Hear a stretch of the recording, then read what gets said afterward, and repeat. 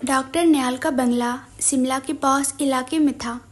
पूरे शिमला में डॉक्टर न्याल का लोग इज्जत करते थे और वो लोग डॉक्टर परी यानी कि अस्वी की भी उतनी ही इज्जत करते थे जितनी डॉक्टर न्याल की, क्योंकि हर कोई जानता है कि अस्वी कितनी नर्म दिल है। डॉक्टर न्याल का घर अस्पताल से आधे घंटे की दूरी पर था। अस्वी भी डॉक्टर न्याल के साथ उनके घर में ही रहती थी। उन दोनों के अलावा घर में डॉक्टर न्याल के माता पिता भी रहते थे। जब से डॉक्टर न्याल अस्वी को घर लाए, उनके माता पिता ने अस्वी को अपनी बेटी के रूप में स्वीकार कर लिया है, लेकिन अस्वी को परी कहकर बुलाने का अधिकार केवल डॉक्टर न्याल को था। उसे यह बिल्कुल पसंद न आता कि उसके अलावा कोई और उसकी दोस्त को परी कहे। उनके माता पिता भी नहीं। आंटी क्या बना है? मुझे जल्दी खाना दो, मुझे भूख लगी है। घर आने पर मेहरा हवेली अस्वी की किलकारियों से गूंज उठी। अरे शांत हो जाओ, पहले जाओ और फ्रेश हो जाओ, तब तक मैं डिनर टेबल पर लगाती हूँ। तुम्हारे अंकल और न्याल तब तक आ जाएंगे। मिसेज मेहरा ने अस्वी की आवाज़ सुनकर कहा। यह मुझसे नहीं होगा, मैं उस सख्त के लिए नहीं रुक सकती। आप मुझे खाना दे प्लीज़। अस्वी ने किसी छोटे बच्चे की तरह जिद करते हुए कहा। इससे पहले कि मिसेज मेहरा कुछ कहती, न्याल जो अस्वी के पीछे चल रहा था, अपने लिए इतना अच्छा बात सुनकर फूट फूट कर जैसे रोने लगा हो।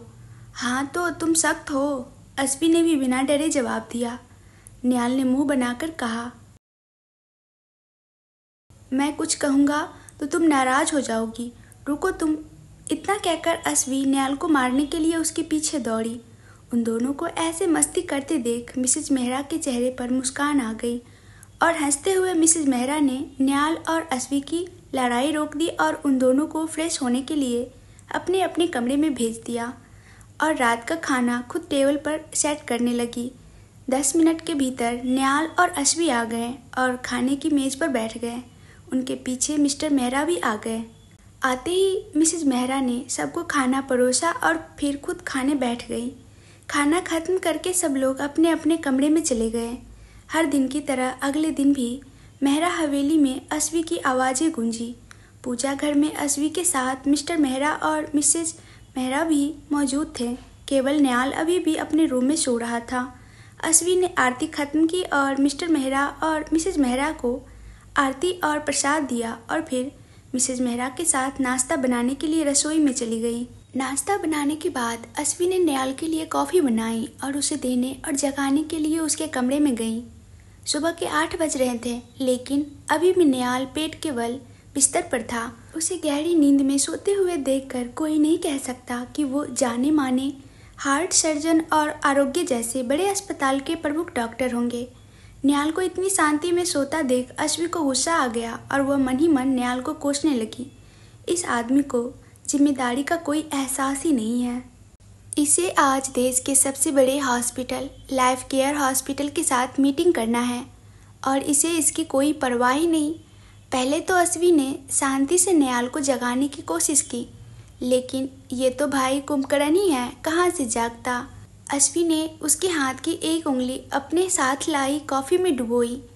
कॉफ़ी इतनी गर्म थी कि न्याल झट से उठ गया। यह क्या तरीका है परी, कोई ऐसे जगाता है? मेरी पूरी उंगली लाल हो गई है। अस्वी के उठाने के तरीके से न्याल दंग रह गया।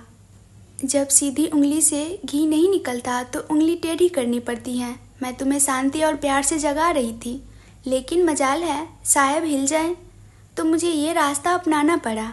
ठीक है, कॉफ़ी मुझे दो, मैं इसे पीऊँगा और फिर नहाने जाऊँगा।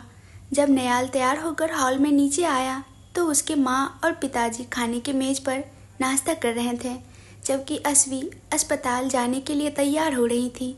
उसे इतनी जल्दी में देखकर न्याल ने तुरंत उसे बुलाया और पूछा, परी क्या तुम नाश्ता करके नहीं जा रही हो? मैंने कर लिया है, तुम करो और फिर हॉस्पिटल पहुंचो। मुझे देर हो रही है इसलिए मैं जा रही हूँ, अस्वी ने जवाब देते हुए कहा। अस्वी के चेहरे से न्याल को एहसास हुआ कि वह झूठ बोल रही है। तभी घर से बाहर कदम रखने से पहले ही न्याल दौड़कर अस्वी के पास गया और उसका हाथ पकड़कर उसे रोक लिया। मुझसे झूठ मत बोलो, मुझे पता है कि तुमने नाश्ता नहीं किया है, इसलिए चुपचाप खाने की मेज़ पर बैठो और अपना नाश्ता करो। न्याल ने सख्ती से कहा। न्याल, मैंने सच में नाश्ता कर लिया है, मेरा हाथ छोड़ दो। मुझे आज सुबह एक मरीज का ऑपरेशन करना है, मुझे देर हो रही है। अश्वी ने न्याल से नज़र चुराते हुए कहा। सच सच बताओ, तुमने नाश्ता क्यों नहीं किया? अश्वी का ऐसे व्यवहार देखकर न्याल को शक हो गया। आज मुझे नहीं करनी है, अश्वी ने अपनी आंखें झुका ली और डरते हुए कहा। अश्वी का जवाब सुनकर न्याल भड़क गया। क्या तुम्हारा दिमाग खराब हो गया है? जिस आदमी ने तुम्हारी पूरी जिंदगी बर्बाद कर दी, तुम उसके लिए लंबी उम्र की व्रत रख रही हो। उसने मेरे साथ जो किया वो उनका कर्म है, लेकिन इस व्रत से और सिंदूर और मंगलसूत्र पहनकर मैं अपना कर्तव्य निभा रही हूँ। उसने मेरे साथ क्या किया और क्या नहीं, इससे मुझे फर्क नहीं पड़ता। मुझे बस इतना पता है कि मैं उनकी पत्नी हूँ और वो मेरा पति। चाहे वह मुझे अपनी पत्नी माने या ना माने, इससे मुझे कोई फर्क नहीं पड़ता, क्योंकि यह रिश्ता मेरे भगवान की इच्छा से जुड़ा है। अश्वी ने जवाब दिया। तो इसका मतलब कि तुमने उस लड़के को उसकी गलती के लिए माफ़ कर दिया? न्याल ने उसकी आंखों में देखा और उससे पूछा। मैं उन्हें कभी माफ़ नहीं करूँगी। यह बात आप अच्छी तरह से जानते हैं। आप जानते हैं कि मैं यह व्रत हर साल रखती हूँ। आप मेरा जवाब भी जानते हैं, फिर हर साल एक ही जवाब क्यों पूछते हैं? न्याल का सवाल सुनकर अश्वी ने तेज आवाज़ों में कहा। लेकिन न्याल का बात सुने बिना ही हॉस्पिटल जाने के लिए निकल गई। न्याल उसे जाते हुए देखा और सोचा, तुम किस मिट्टी की बनी हो परी, जिसने तुम्हें तुम्हारे ज़िंदगी का सबसे बड़ा दर्द दिया, जिसने तुमसे सब कुछ छीन लिया, तुम उसके लिए व्रत रख रही हो। उधर हॉस्पिटल के लिए निकली अश्वी कार में बैठे बैठे ही रोने लगी। ना चाहते हुए भी उसे वह अंधेरी रात याद आ गई। वह पूरी रात उसकी आंखों के सामने फिल्म की तरह घूम गई। हॉस्पिटल में कदम रखते ही अश्वी ने अपने आंसू छुपाए और नॉर्मल हो गई। सुबह एक लड़के का गले के कैंसर का ऑपरेशन था, इसलिए हॉस्पिटल आते ही उन्होंने नर्स से मरीज को ओटी में शिफ्ट करने को कहा और ऑपरेशन की तैयारी करने का आदेश भी दिया। तैयारी पूरी होने तक अश्वी ने आज के लिए अपनी नियुक्ति की जांच कर ली। काम खत्म करने के बाद वह ऑपरेशन के लिए ओटी में गई। रास्ते में कई लोग उनसे मिले। हर कोई मुस्कुराकर उसे गुड मॉर्निंग कहा। उन्होंने भी मुस्कुराते हुए सभी को गुड मॉर्निंग का जवाब दिया। मरीज का कैंसर अभी पहले चरण में था, इसलिए ऑपरेशन कर लड़के को बचा लिया गया। अश्वी ओटी से बाहर निकली और अपनी कैबिन में चली गई, जहां उसके मरीज पहले से ही कैबिन के बाहर बैठकर उनका इंतजार कर रहे थे। अश्वी ने एक नर्स से 5 मिनट बाद मरीजों को एक एक कर कैबिन में भेजने को कहा। कैबिन में आकर हाथ धोकर फ्रेश होकर वह अपनी कुर्सी पर बैठ गई और अपना सर पीछे झुका लिया। 5 मिनट बाद नर्स आई और दरवाज़ा खटखटाकर अश्वी से पूछा कि मरीज को अभी अंदर भेजे या नहीं। अश्वी ने हाँ कहा तो नर्स ने उस मरीज को कैबिन के अंदर भेज दिया जिसका नंबर पहले था। उधर न्याल भी नाश्ता करके हॉस्पिटल आ गया।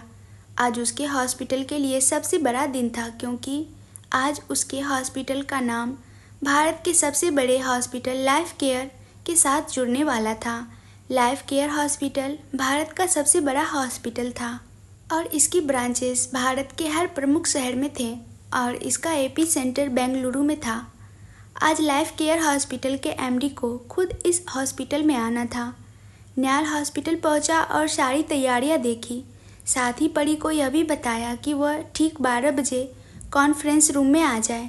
जवाब में परी भी मान गई और अपना काम शुरू कर दिया। ठीक 12 बजे हॉस्पिटल के परिसर में 7 कारें एक साथ आकर रुकी। आगे की 3 और पीछे की 3 कार गार्ड्स के थे, जबकि बीच में Royals royal life care hospital के एमडी थे। एक गार्ड्स ने आकर रॉयल्स रॉय का दरवाज़ा खोला और एक 30 वर्षीय व्यक्ति बाहर निकला। काफ़ी आकर्षक व्यक्तित्व, चेहरे पर भाव, गेहुआ रंग और शार्प मूंछ, जेल से सटके हुए बाल और सबसे बड़े आकर्षक भूरी आंखें। जैसे ही न्याल को पता चला कि वो आनन फानन में उनका स्वागत करने के लिए कैंपस में पहुंचे। उनके साथ अस्पताल के 3 सीनियर डॉक्टर भी थे। न्याल ने फूलों का बुके देकर उनका स्वागत किया। ठीक है, एमडी ने गुलदस्ता ले ली और अपने असिस्टेंट अजर्व को दे दी और न्याल का अभिवादन भी स्वीकार कर उन्होंने धन्यवाद दिया।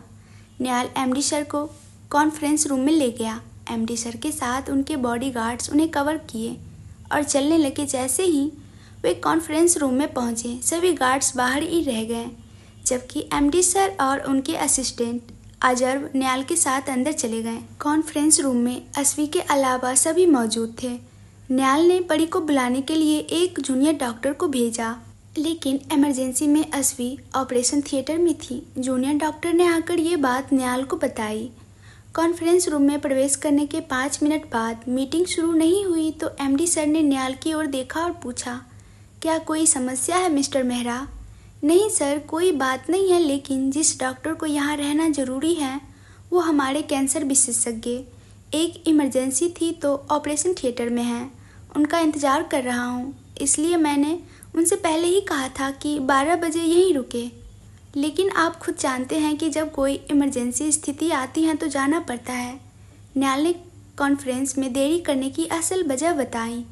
कोई बात नहीं मिस्टर मेहरा, मैं समझता हूँ एक डॉक्टर के लिए मरीज की जान से ज़्यादा इम्पोर्टेंट कुछ भी नहीं है, और मुझे आपके हॉस्पिटल के साथ काम करने में अपने फैसले पर गर्व है, जहाँ हॉस्पिटल के डॉक्टर मरीजों को पहली प्राथमिकता देते हैं। असली वजह जानने के बाद एमडी सर खुद भी न्याल को और उसके स्टाफ की तारीफ करने से नहीं रोक पाए। ओह, बहुत बहुत धन्यवाद सर। चलो 5 मिनट रुकते हैं, अगर परी आती हैं तो ठीक है, नहीं तो मीटिंग शुरू करते हैं। न्याल ने उन्हें धन्यवाद भी दिया। बस इतना कहकर एमडी सर अपना फ़ोन देखने लगे। ऐसे ही 5 मिनट बीत गए, लेकिन अस्वी नहीं आई तो न्याल ने यह सोचकर प्रेजेंटेशन शुरू किया कि ज़्यादा देर इंतज़ार करना उचित नहीं है।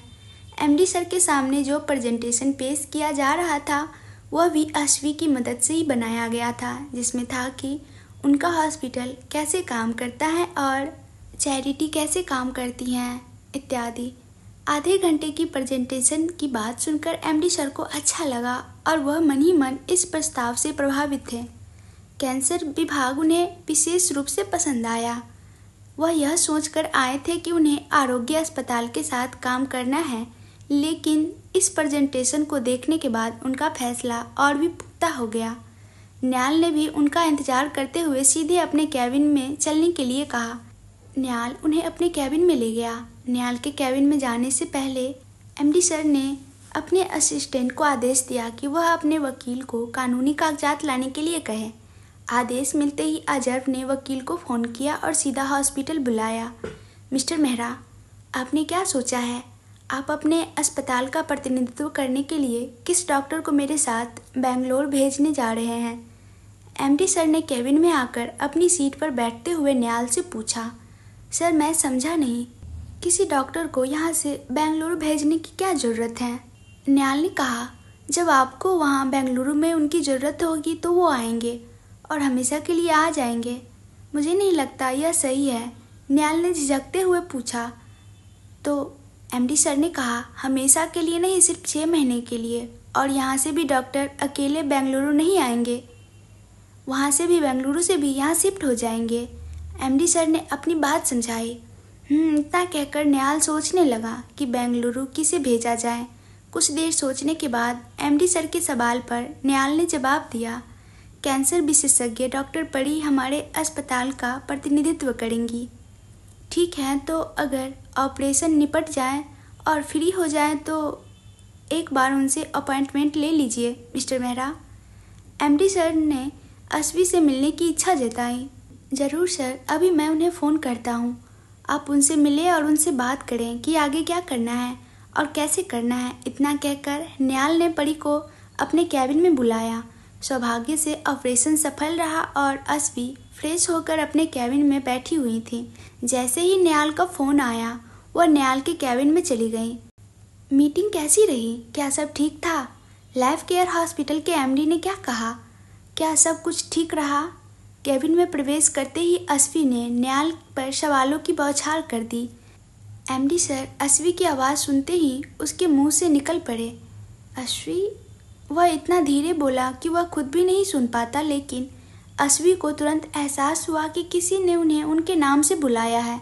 पर जैसे ही उसे इस बात का एहसास हुआ तो उनकी दिल की धड़कन बढ़ गई। लेकिन इससे पहले कि अस्वी कुछ और सोच पाती या केविन के चारों ओर देख पाती, न्याल की आवाज़ उसके कानों में पड़ी। आराम से, पहले तुम चुपचाप बैठो और थोड़ा पानी पी लो। परी के चेहरे पर थकान दिख रही थी, इसलिए न्याल ने उन्हें पानी दिया। वही एमडी सर न्याल के केबिन में कुर्सी पर बैठने के बजाय सामने रखे सोफे पर बैठे थे और सोफा केबिन के दरवाजे के ठीक बगल में था। इसलिए अस्वी ने उन पर ध्यान नहीं दिया। अस्वी ने पानी नहीं पिया। जैसे ही वह बैठी, निहाल ने उसे कहा, सब कुछ ठीक था। एमडी सर को प्रेजेंटेशन बहुत पसंद आया। अच्छा, तो आगे क्या? निहाल की सारी बातें सुनने के बाद अस्वी आगे की योजना के बारे में पूछती हैं। आगे वहाँ से डॉक्टर यहाँ आएंगे और यहाँ से एक डॉक्टर 6 महीने के लिए वहाँ जाएंगे। निहाल ने कहा, और वह डॉक्टर कौन है? अस्वी को पहले ही अंदाज़ा हो गया था, लेकिन फिर भी उससे सुनना चाहती थी।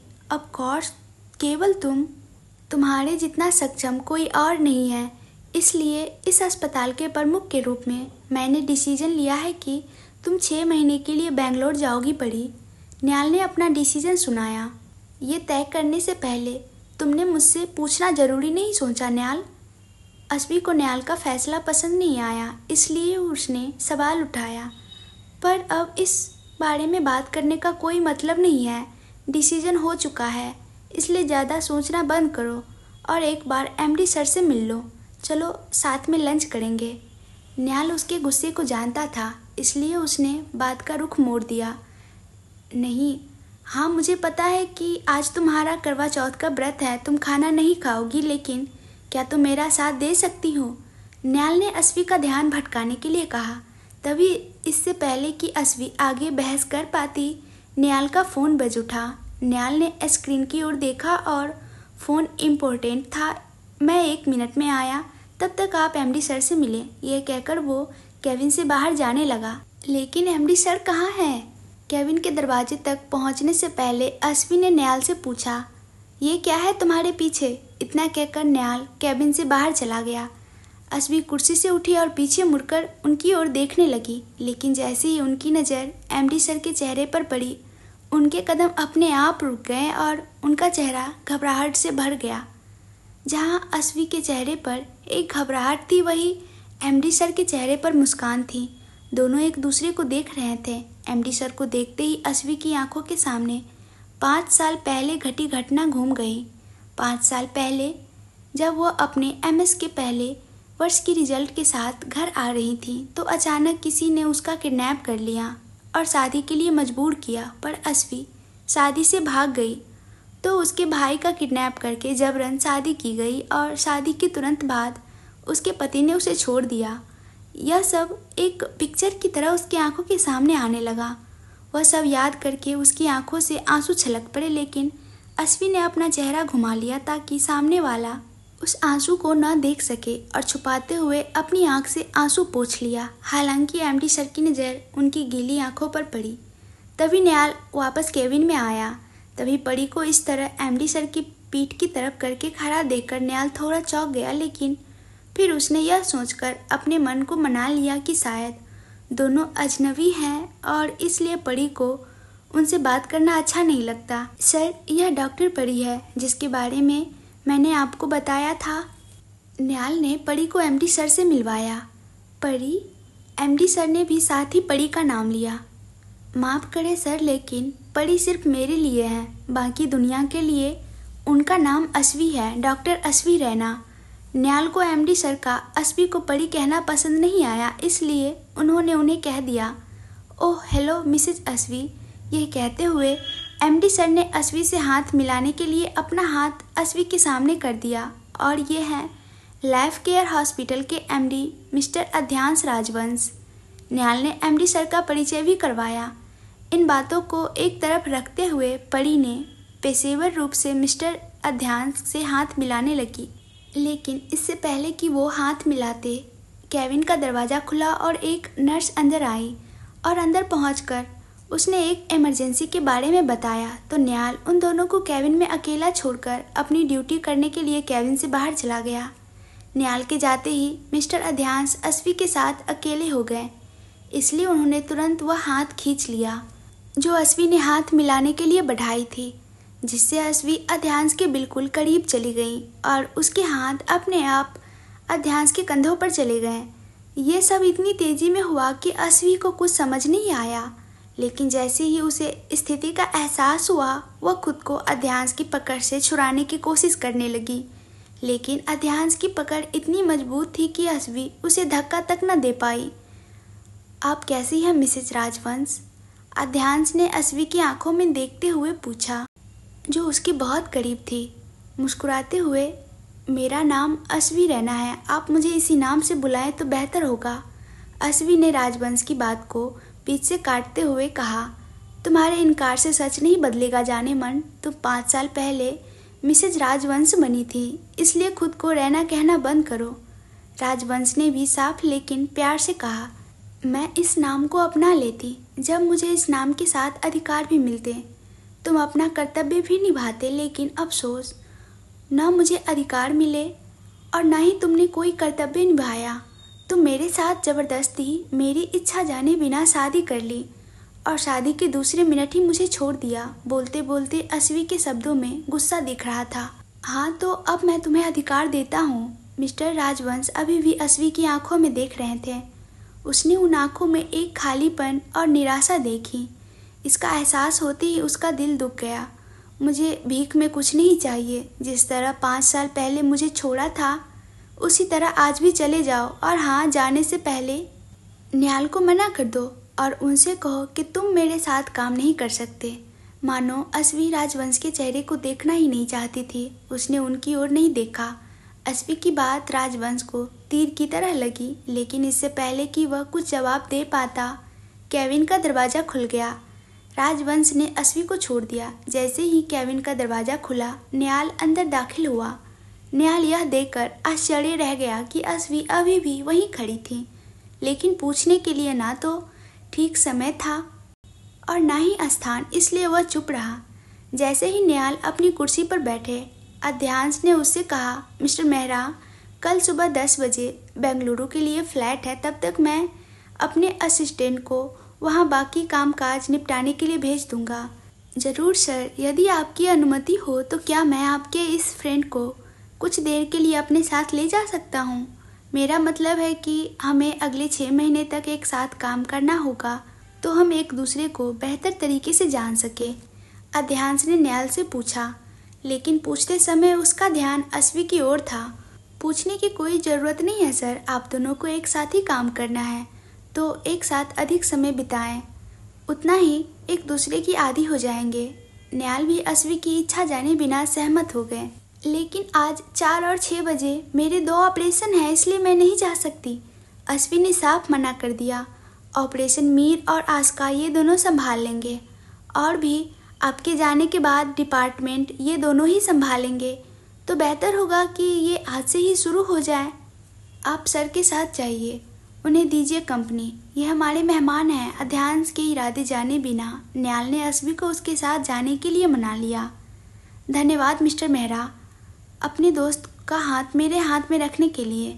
मेरा मतलब उसे आज के लिए मेरे साथ रहने की अनुमति देने के लिए।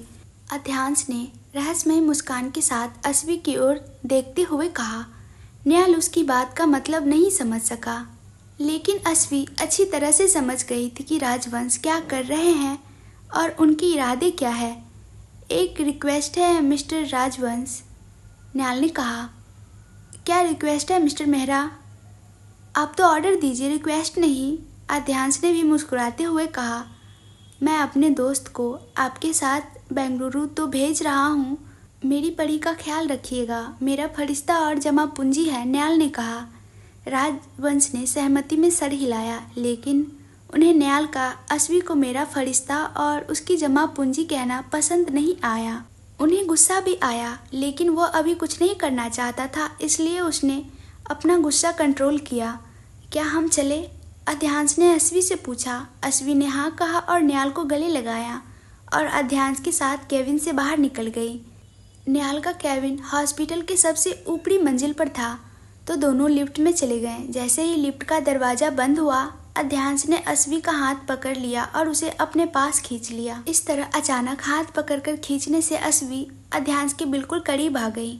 अध्यांश ने अपनी दोनों बाहें उसकी कमर पर लपेट ली। यह क्या बदतमीजी है? अस्वी पहले से ही उसके साथ अकेले बाहर जाने से गुस्सा थी, लेकिन अध्यांश की इस हरकत से अस्वी और भी गुस्सा हो गई। यह बकवास नहीं है, इसे प्यार कहते हैं जाने मन। अध्यांश ने एक हाथ अस्वी की कमर पर रखते हुए और दूसरे हाथ की उंगली अस्वी के चेहरे पर सहलाते हुए कहा, मुझे छोड़ दो, तुम्हारे इतने करीब रहने से मेरा दम घुट रहा है। अध्यांश की बातों से गुस्सा होकर अस्वी ने नफरत भरे स्वर में कहा। अध्यांश अस्वी की आवाज़ में गुस्सा और नफरत को देख रहे थे। हालांकि इस नफरत का कारण वो खुद भी अच्छी तरह से जानते थे, फिर भी अध्यांश को अस्वी का उसके छूने पर गुस्सा करना पसंद नहीं आया, इसलिए उन्हें गुस्सा भी आया। गुस्से और क्रोध में अध्यांश ने अपने दोनों हाथ अस्वी के कमर के चारों ओर कस दी, जिससे अस्वी हाँफने लगी और आह निकला, लेकिन अध्यांश को उसका दर्द नहीं दिखाई दे रहा था। वह और अधिक गुस्से में बोला, मेरे करीब आना, तुम्हें मुझे छूना तुम्हें दर्द देता है, और जब तुम किसी अजनबी के साथ गले मिलती हो तो कुछ नहीं होता। अध्यांश की बातों ने अस्वी को कुछ पल के लिए डरा दिया, लेकिन उसने अपनी घबराहट चेहरे पर नहीं आने दी और कहा, आप क्या बात कर रहे हैं? वही जो मैंने केबिन में देखा। मुझे अच्छा नहीं लगता कि कोई तुम्हारे करीब आए। उसे समझाओ कि तुम्हारा नाम अस्वी है और वह तुम्हें इसी नाम से बुलाए, परी नहीं। और एक बात, उसे कहो कि वह लिमिट में रहे, वरना अगर मैं समझाने पर आया तो यह उसके लिए अच्छा नहीं होगा। अध्यांश के बातों में गुस्सा और जेलेसी दोनों ही थे। उसकी बातों से अस्वी डर गई, लेकिन अस्वी को अध्यांश का उसकी ज़िंदगी में इतना दखल देना पसंद नहीं था, इसलिए उसे भी गुस्सा आ गया। वह कोई और नहीं, मेरा दोस्त है। और आप होते कौन हैं मुझे यह बताने वाले कि मुझे किसके पास जाना चाहिए और किसे गले लगाना चाहिए? मैं तुम्हारा पति हूँ। अस्वी के सवाल से अध्यांश और नाराज हो गए। पति? सच में? तुम्हें इस शब्द का मतलब ही पता है ना? अस्वी व्यंग्यात्मक ढंग से बोली, मानो अध्यांश का मजाक उड़ा रही हो। अस्वी की बातों से अध्यांश को एहसास हुआ कि वह उसका मजाक उड़ा रही हैं और यह गलत नहीं था, और तभी अध्यांश ने अस्वी को छोड़ दिया। अस्वी भी अध्यांश के चेहरे के भाव देखकर समझ गई थी, इसलिए उसने भी केवल इतना ही कहा, मुझे लगता है हमें इस बारे में बात नहीं करनी चाहिए। अध्यांश ने जवाब में कुछ नहीं कहा। जैसे ही लिफ्ट ग्राउंड फ्लोर पर पहुंची, दोनों लिफ्ट से बाहर निकल गए, जहां अध्यांश की कार पहले ही परिसर में खड़ी थी। अध्यांश ने अस्वी के लिए कार का दरवाज़ा खोला। अस्वी भी बिना कुछ बोले चुपचाप कार में बैठ गई। उसके बैठने के बाद अध्यांश भी दूसरी ओर जाकर गाड़ी में बैठ गए। उन दोनों के बैठने के बाद ड्राइवर की नज़र अध्यांश पर पड़ी। अध्यांश भी उनके प्रश्न को समझ गए। उन्होंने कहा, फार्म हाउस ले लो। अपने मालिक का आदेश सुनकर ड्राइवर ने तुरंत गाड़ी चला दी। जैसे ही अस्वी ने फार्म हाउस के बारे में सुना तो उसके मन में अजीब अजीब ख्याल आने लगे और आश्चर्य से उसकी ओर देख रहे थे। अध्यांश उस समय अपने मोबाइल में कुछ चेक कर रहे थे, लेकिन जैसे ही उसे महसूस हुआ कि किसी की नज़र उस पर है तो वह अस्वी की ओर देख इशारे में पूछा, क्या हुआ? मैं फार्म हाउस नहीं जाना चाहती। मैं तुम्हारे साथ अकेले कहीं नहीं जाना चाहती। ड्राइवर को रुकने के लिए कहो, अस्वी ने अध्यांश से कहा। गाड़ी अब सीधे फार्म हाउस पर पहुंचकर रुकेगी। अध्यांश ने भी अपना ध्यान वापस मोबाइल में देखते हुए कहा, क्या आप कार रोकेंगे या मैं चलती कार से कूद जाऊं? मना करने पर अस्वी ने अध्यांश को धमकी दी और दरवाज़ा खोलने के लिए हाथ बढ़ाया, लेकिन इससे पहले कि अस्वी का हाथ दरवाजे तक पहुंच पाता, अध्यांश ने उसका हाथ पकड़ अपनी ओर खींच लिया और उसे अपने गोद में बिठा लिया और अपनी दोनों बाहें अस्वी के कमर के चारों ओर लपेट दी। तुम क्या कर रहे हो? मुझे छोड़ दो। अध्यांश की इस हरकत से अस्वी हैरान रह गई। बस थोड़ी देर ऐसे ही चुप बैठो। अध्यांश ने अस्वी के होठों पर उंगली रखकर उसे चुप कराया और अपने कंधे पर उसका सर रख दिया। अस्वी ने भी ज़्यादा मना न किया और वहीं बैठी रही। अध्यांश ने भी अपना सर सीट से टिका पीछे झुका लिया। फार्म हाउस शहर से काफ़ी दूर था। वहां पहुंचने में लगभग 2 घंटे लग गए। अध्यांश के कंधे पर सर रखकर बैठी अस्वी को कब नींद आई पता नहीं चला। अध्यांश को जब इसका एहसास हुआ कि अस्वी सो गई हैं, अध्यांश ने अपनी पकड़ ढीली कर दी। वह अपने एक हाथ के अंगूठे को अस्वी के गाल के पास ले जाकर उसके गाल को सहलाने लगा। कभी उसकी उंगलियां अस्वी के गालों को सहलाती तो कभी उसके होठों पर फिरती। कभी वह उसके माथे को अपने होठों से चूमता तो कभी उसके गालों को। तुम बिल्कुल सही कर रही हो जान। तुम्हारे साथ गलत करने के बाद मुझे कुछ नहीं मिला, कोई शांति नहीं। पिछले 5 वर्षों से हर दिन मेरे लिए एक बुरा सपना रहा है। मैं काम में व्यस्त रहता हूँ ताकि मुझे तुम्हारी याद ना आए। मैं इतना काम करने के बाद भी जब बिस्तर पर जाता तो मुझे तुम्हारा असहाय और रोता हुआ चेहरा मेरे दिल को दहला देता।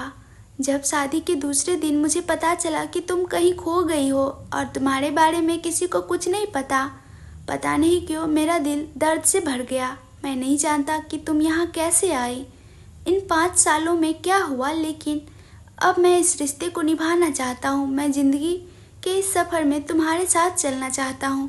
मैं तुम्हें अपने दिए आंसुओं से भी ज़्यादा खुशी देना चाहता हूँ।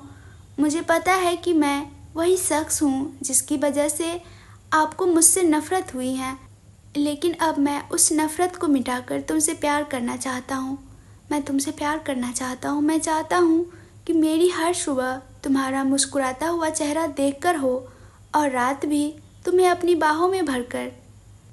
इस कहानी के पहले पार्ट में मैं जानती हूँ आप लोग को कुछ कन्फ्यूजन का सामना करना पड़ा है, लेकिन इस कहानी को जब आप लोग सुनते रहेंगे तो सब कुछ समझ आ जाएगा धीरे धीरे। और इसके नए पार्ट्स के लिए आप लोग कमेंट्स करके ज़रूर से ज़रूर बताएं और वीडियो को ज़्यादा से ज़्यादा लाइक करें और चैनल को सब्सक्राइब